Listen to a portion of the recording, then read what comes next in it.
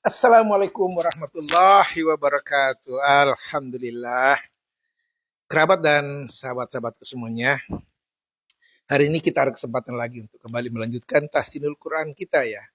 Setelah sebelumnya di bagian pertama, maka hari ini kita lanjut di bagian kedua. Pada bagian kedua ini, kita mulai membahas ayat demi ayat, huruf demi huruf, bagaimana cara pengucapannya, bagaimana cara memanjangkannya, bagaimana cara mendengungkannya bila itu diperlukan ya sesuai dengan kaidah bacaannya. Baik, kita di surah Al-Fatihah ya.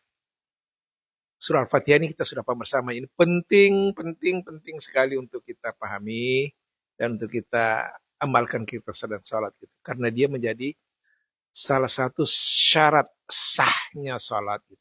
La salata liman lam yaqra bi Fatihatil Kitab. Baik. Dengarkan baik-baik ya.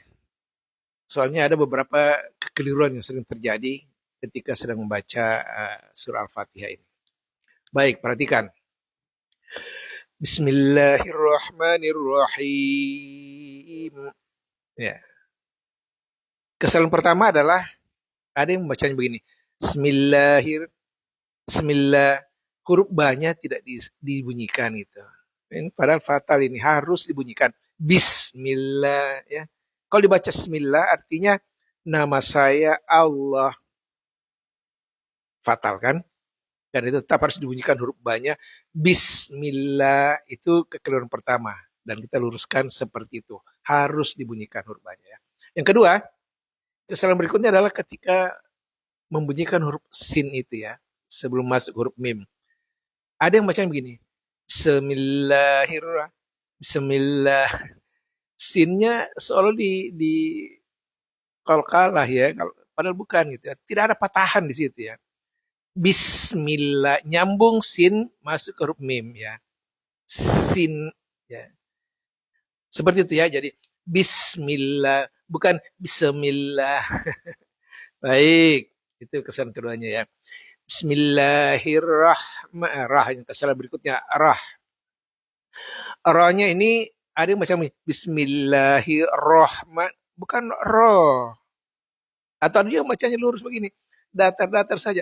Bismillahirrahman. Bukan juga rahmani. Itu tebal itu pengucapannya. Rah. Bukan oh. Pangkal lidahnya diangkat ke langit-langit sana. Sehingga bunyi yang dihasikannya terkesan seperti huruf O. Padahal bukan ya. Rah. Bukan roh. Rah. Seperti cara pengucapannya. Baik, saya ulangi. Bismillahirrahmanirrahim. Rahmanirrahim.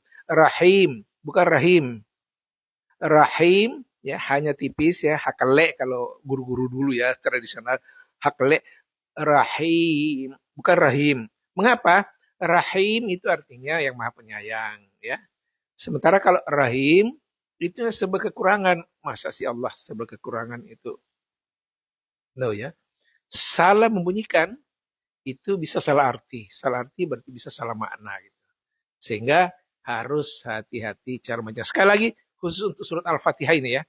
Karena surat Al-Fatihah ini adalah salah satu syarat sahnya salat ya.